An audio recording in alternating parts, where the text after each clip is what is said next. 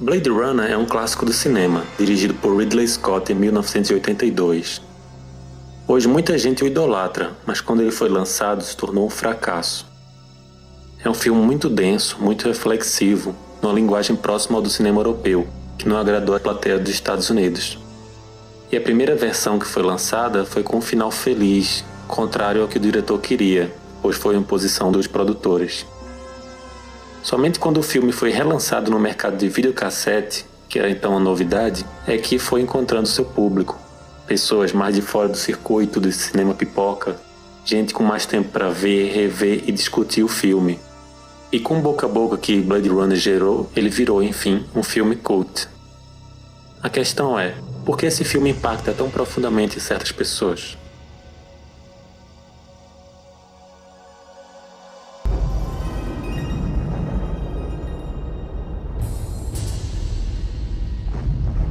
Los Angeles, 2019. O planeta Terra foi ecologicamente dizimado. A radiação acabou com praticamente todos os animais e deixou várias pessoas doentes. Os que têm dinheiro e saúde fugiram para outros planetas. Os imperfeitos ficaram no Hades, como foi chamada essa cena pelos realizadores. Essa é a Terra, e ela se tornou um purgatório. Para ajudar os humanos no espaço foram criados robôs, os replicantes, bonecos como são chamados. Não possuem sentimentos, emoções ou empatia.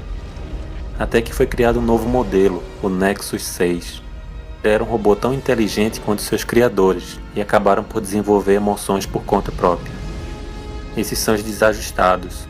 Sabem que não pertencem àquela sociedade, que eles não funcionam da mesma forma que os outros.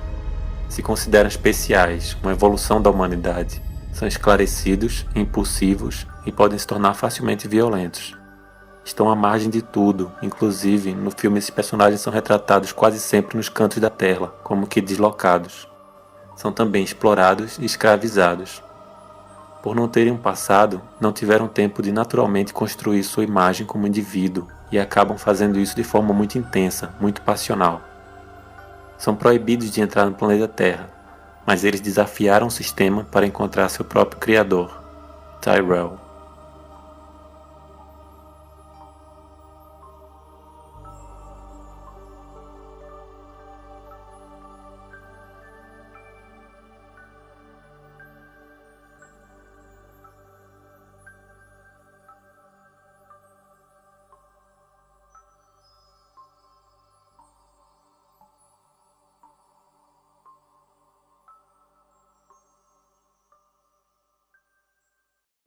Talvez o maior mérito do filme seja retratar, de forma quase profética, a mudança de gerações das décadas de 80 para 90 em nossa sociedade. A atmosfera no ar do filme e a falta de perspectiva do personagem principal remetem à geração X, nascidos entre 65 e 80, também conhecida como a geração ignorada ou apática. Para a geração X, o futuro era mais sombrio e incerto, convivendo com a ameaça nuclear, a Guerra Fria e a AIDS. Cínicos e desesperançados, restou a essa geração se conformar em ganhar dinheiro na corrida dos ratos. Esses traços estão bem representados no detetive Deckard, nosso personagem principal, que queria largar o trabalho, mas não consegue ver nada além do que fazer na sua vida. A geração Y, por outro lado, não se submete mais a esse formato e quer viver intensamente e se divertir, assim como a nova geração de androides no filme. Acredito que surgiu daí a empatia com o público, mas não um grande público, um nicho. Um público que estava emergindo nos anos 80 e que também se sentia desajustado, escanteado, não pertencente ao contexto de sua época e que ansiava por mais sem saber ao certo o que era esse mais. Que público é esse? São os buscadores, os replicantes da vida real, aqueles que sabem que a realidade não é aquilo que tentam vender para nós. São os esclarecidos da manipulação que a maioria sofre sem questionar no dia a dia. São os que querem mudar o status quo, os que não têm medo de questionar as autoridades constituídas.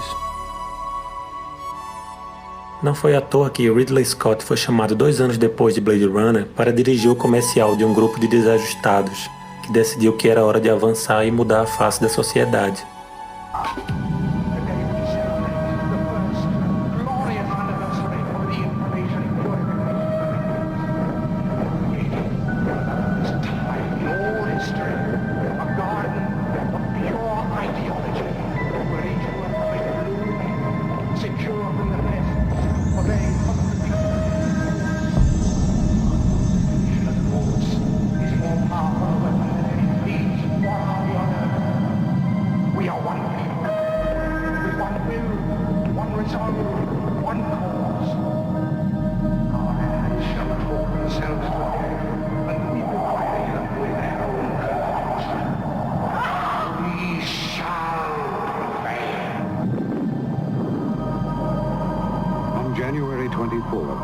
computer will introduce Macintosh. And you'll see why 1984 won't be like 1984.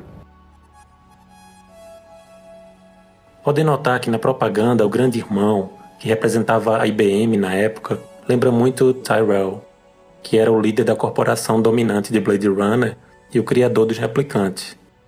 Se Tyrell era a IBM, então quem era a Apple no filme? Steve Jobs, Roy Batty da vida real. Alguém brilhante, inteligente, ousado, impetuoso, maquiavélico, impulsivo, passional. Alguém que, como Roy, brilhou intensamente e por isso mesmo se consumiu tão rapidamente. Ambos tiveram um prazo de validade muito curto. Here's to the crazy ones, the misfits, the rebels, the troublemakers, the round pegs and square holes, the ones who see things differently. They're not fond of rules, and they have no respect for the status quo. You can quote them, disagree with them, glorify or vilify them. About the only thing you can't do is ignore them, because they change things. They push the human race forward. While some may see them as the crazy ones, we see Jesus. Because the people who are crazy enough to think they can change the world are the ones who do.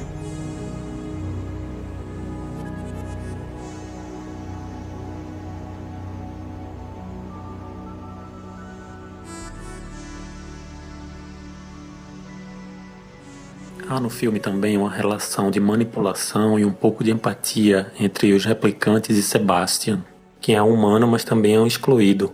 Alguém que se sente um pária da sociedade por conta de sua doença degenerativa e possui um prazo curto de vida. Sebastian é o lado triste do desajustado, aquele que se acomodou, se isolou de todos. Muito embora seja um cientista brilhante, por dentro ele é uma criança insegura e é tratado como tal pelo Roy. Se Steve Jobs era Roy, o Sebastian da vida real seria o Steve Wozniak, que é tão genial quanto Jobs, mas preferiu se isolar e ficar à sombra dele. O policial Deckard é o desajustado que vive em negação. Ele não quer ser o que ele faz de melhor, que é caçar androides, mas não vê a opção na vida e volta para mais um trabalho. Desconta sua frustração se afundando na bebida. Rachel é a desajustada sentimental, mergulhada em profunda melancolia por ter uma falsa memória de alguém que ela intui não ser. Acho que em algum ponto da nossa caminhada nós todos lidamos com alguns desses dilemas, como por exemplo, será que eu vou passar a vida toda apenas fazendo isso que eu não gosto? Será que o que eu vivi e me recordo é o que me define como pessoa, ou eu sou mais do que isso?